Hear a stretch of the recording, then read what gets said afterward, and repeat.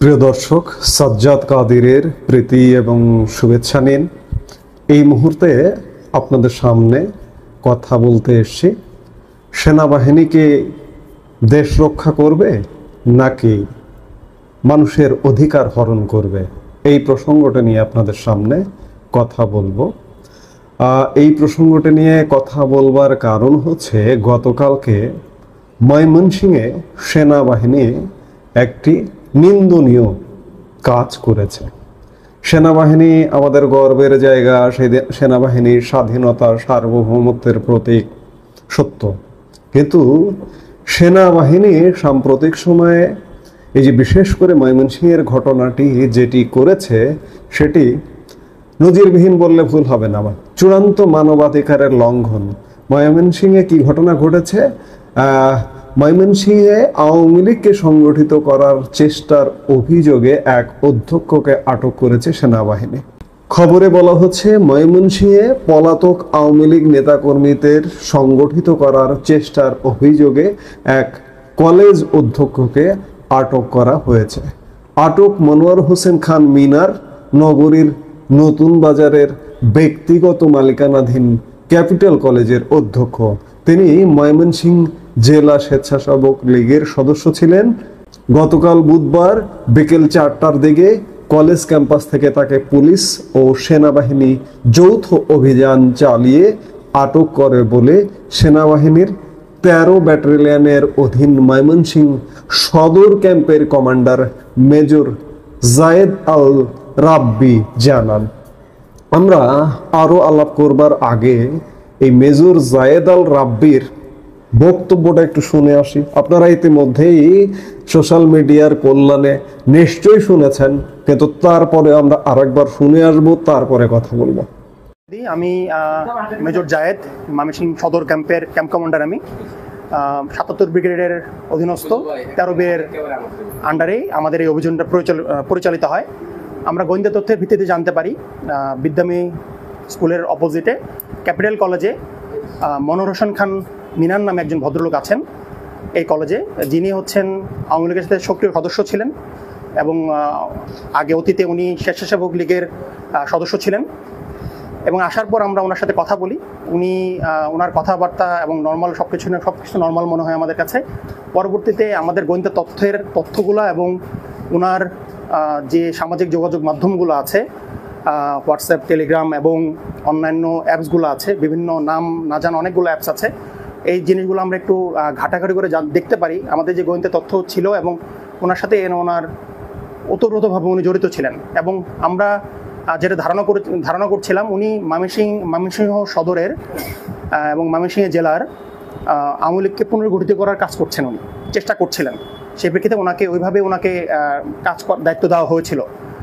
আমরা ওনাদের ওনাদের মোবাইল ডিভাইসটাকে এবং ওনার জব্দর যা যা পাওয়া গিয়েছে সেটা আমরা পুলিশের কাছে হস্তান্তর করেছি। পুলিশ বাকি কাজগুলো করবে। মেজর সাহেবের বক্তব্য শুনলেন। মেজর সাহেব তার বক্তব্যে যে অভিযোগগুলো করলেন, সেগুলো অত্যন্ত ঠুনকো অভিযোগ। আওয়ামী লীগকে সংগঠিত করবার চেষ্টা করছেন, তাদের কাছে গোয়েন্দা তথ্য আছে, গোয়েন্দা তথ্যের অধীনে তারা তার মোবাইল চেক করেছেন, তার মোবাইলে বিভিন্ন জানা অজানা অ্যাপস চেক করেছেন। এগুলো কেন? সেনাবাহিনীকে কি কিংবা পুলিশকে কি কোনো গুরুতর অভিযোগ ছাড়া, আদালতের নির্দেশ ছাড়া কারো ব্যক্তিগত ডিভাইস চেক করবার অধিকার দিয়েছে আইন? আইন কি বলে? আইন বলে নাগরিকের ব্যক্তিগত ডিভাইস তল্লাশি করার ক্ষেত্রে আইন শৃঙ্খলা বাহিনীর কিছু সীমাবদ্ধতা রয়েছে। নতুন সাইবার নিরাপত্তা আইনে অভিযোগ ছাড়া কাউকে ব্যক্তিগত ডিভাইস তল্লাশি করার ক্ষমতা আইন শৃঙ্খলা বাহিনীকে দেওয়া হয়নি। যদি কোনো ব্যক্তির প্রতি সন্দেহ হয়, তবেই কেবল যথাযথ প্রক্রিয়া অনুসরণ করে তল্লাশি করা যেতে পারে। মেজর বলেছেন গোয়েন্দা তথ্যের ভিত্তিতে, কিন্তু তার বিরুদ্ধে যথাযথ অভিযোগ আছে, তার বিরুদ্ধে ওয়ারেন্ট ইস্যু হয়েছে, আদালতের তাকে কি গ্রেপ্তার করতে বলেছে আদালত? আইন শৃঙ্খলা বাহিনী ব্যক্তিগত ডিভাইস তল্লাশির ক্ষেত্রে নিম্নলিখিত বিষয়গুলো প্রযোজ্য। অভিযোগের ভিত্তিতে কোনো সুস্পষ্ট অভিযোগের ভিত্তিতে কোনো ব্যক্তির বিরুদ্ধে সুনির্দিষ্ট অভিযোগ থাকলে, সেই অভিযোগের সাথে ডিভাইসটির সংশ্লিষ্টতা থাকলে তবেই কেবল তল্লাশি করা যেতে পারে। এই ভদ্রলোকের কাছে, এই প্রিন্সিপাল সাহেবের কাছে যে ডিভাইস ছিল, সেই ডিভাইসটি, তার বিরুদ্ধে যে গোয়েন্দা তথ্য আছে, সেই তথ্য বা অভিযোগ আছে, বা অভিযোগ কি আছে, অভিযোগ কি লিখিত অভিযোগ দেখিয়েছে, দেখিয়ে তাকে গ্রেপ্তার করেছে? করেনি। আমরা লিখিত অভিযোগের কোনো খবর সংবাদ মাধ্যমে পাইনি, যার দরুন তার ডিভাইসটি চেক করা অন্যায় হয়েছে। সন্দেহ হলে চেক করা যেতে পারে। যদি কোনো ব্যক্তির বিরুদ্ধে কোনো অপরাধ করার সন্দেহ থাকে, তাহলে সেই সন্দেহের যুক্তিসঙ্গত কারণ থাকতে হবে, সেই অনুযায়ী তল্লাশির প্রক্রিয়া অনুসরণ করতে হবে। আইনগত প্রক্রিয়া, তল্লাশির ক্ষেত্রে আইনগত প্রক্রিয়া, আমি আগেই যেটি বললাম যে গ্রেপ্তারি পরোয়ানা, আদালতের নির্দেশ ইত্যাদি অনুসরণ করা বাধ্যতামূলক।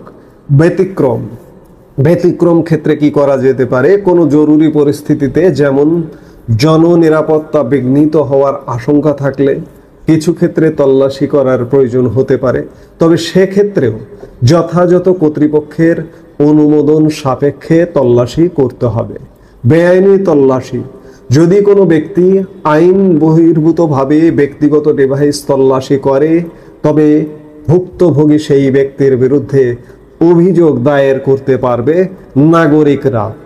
অর্থাৎ এই মেজর, সেনাবাহিনীর এই মেজর অভিযোগে অভিযুক্ত, নিয়ম বহির্ভূতভাবে, আইন বহির্ভূতভাবে একজন মানুষের ডিভাইস তল্লাশি করেছেন।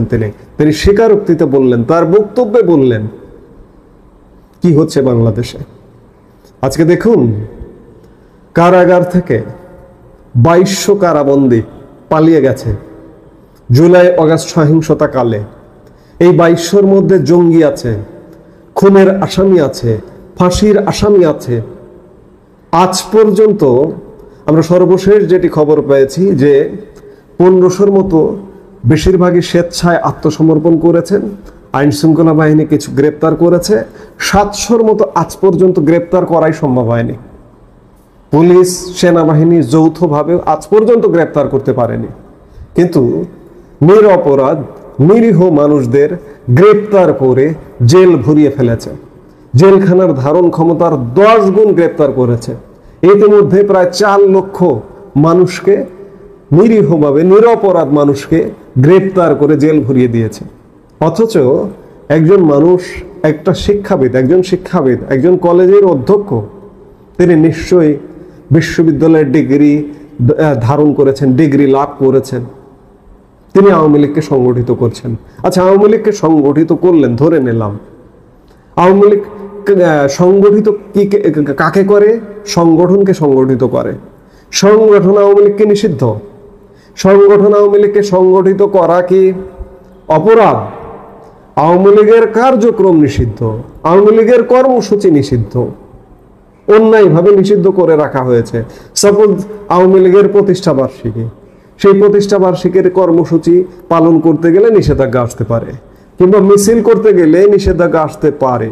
কিন্তু একটা সংগঠনের সদস্যরা যদি নিজেদের মধ্যে আন্তঃযোগাযোগ করে, নিজেদের মধ্যে আলাপ সালাপ করে, সেগুলো কি অপরাধ? অপরাধের সংজ্ঞায় পড়ে।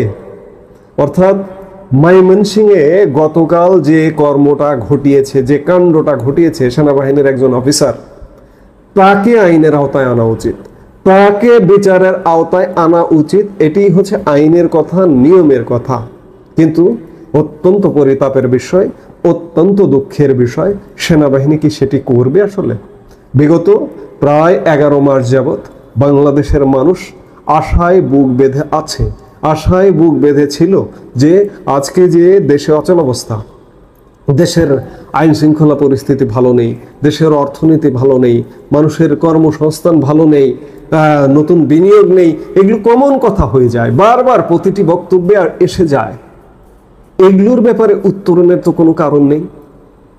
জঙ্গি, মাদক গ্রেপ্তারের, মাদকদ্রব্য যারা ব্যবসা করে মাদকদ্রব্যের, তাদের তো গ্রেপ্তারের কোনো কারণ নেই, কোনো তৎপরতা নেই। মব হচ্ছে একের পর এক, তাদের তো গ্রেপ্তারের কোনো তৎপরতা নেই। আবার গ্রেপ্তার করার আগেই তারা জামিন পেয়ে যাচ্ছেন।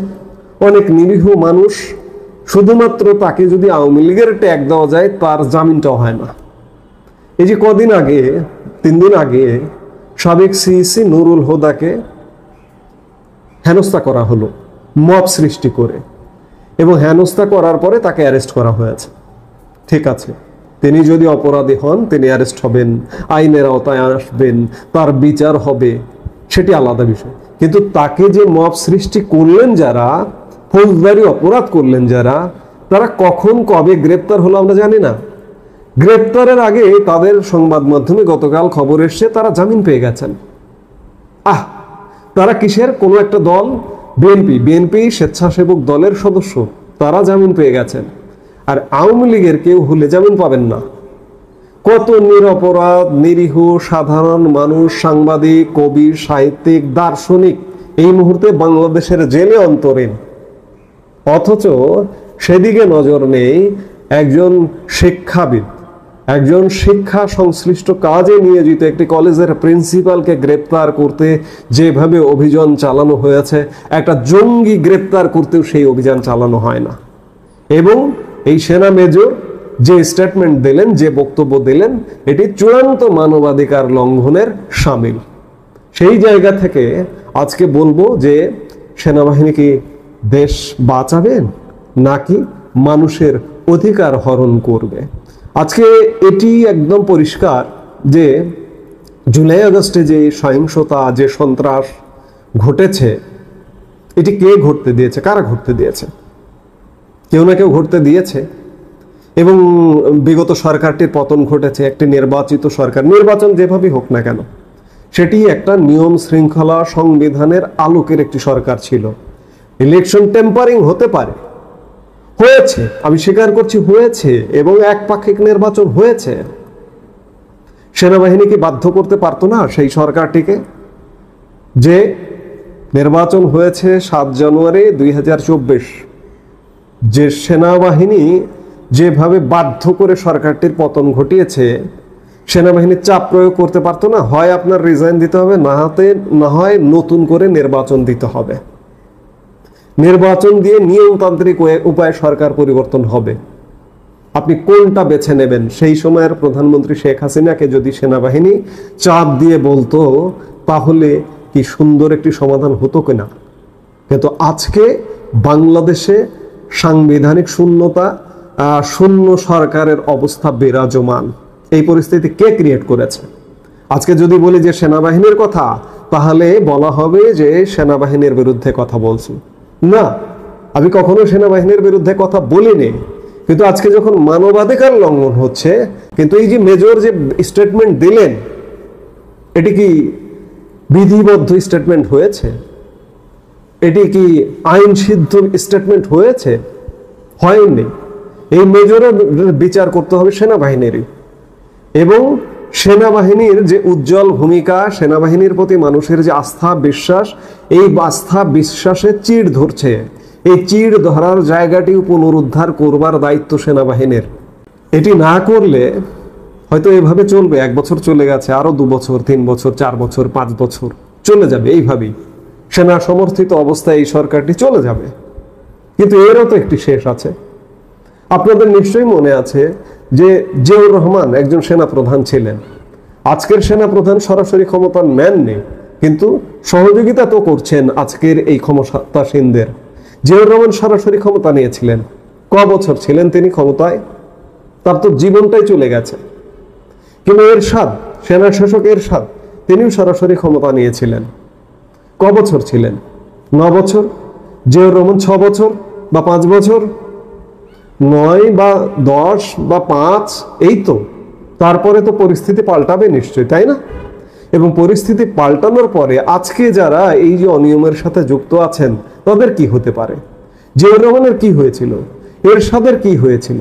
কিংবা আমরা যদি 111 কালের কথা বলি, 2007 সালের, সেই সময়ের যে সেনা প্রধান মঈনুল আহমেদ, তার কি হয়েছে? তিনি কি দেশে আসতে পারেন?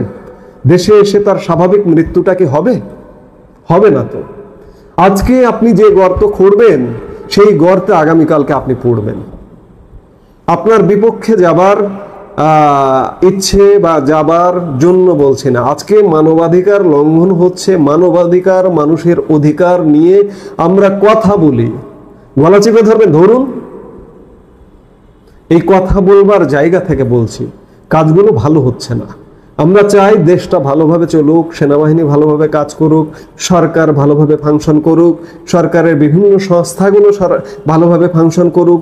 সব সংস্থা যদি ভালোভাবে ফাংশন না করে, আমরা দেশের নাগরিক হিসেবে আমরা সাফার করি, আমরা চূড়ান্ত বিচারে আমরা সাফার করি।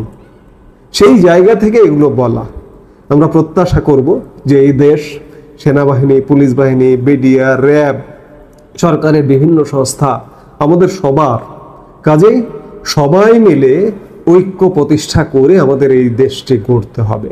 আজকে ময়মনসিংহে যে ঘটনাটি ঘটেছে, এটি দেশ রক্ষার তো নয়, এটি মানুষের অধিকার হরণের ঘটনা ঘটেছে। আমরা আশা করব সেনাবাহিনী এই অধিকার হরণের, যে বা যারা অধিকার হরণ করছে, তার নিজেদের অভ্যন্তরীণ কেউ যদি করে তার বিচার করবে এবং দেশটাকে একটা স্বাভাবিক জায়গায় নিয়ে আসবে। আমরা সেটাই প্রত্যাশা করি। এই মুহূর্তে এ পর্যন্তই। সবাই ভালো থাকুন, সুস্থ থাকুন। আমাদের ভিডিওগুলো নিয়মিত পেতে সাবস্ক্রাইব করুন Sajjad Kadir and the legends YouTube channel এবং লাইক, কমেন্ট, শেয়ার করে সাথে থাকুন।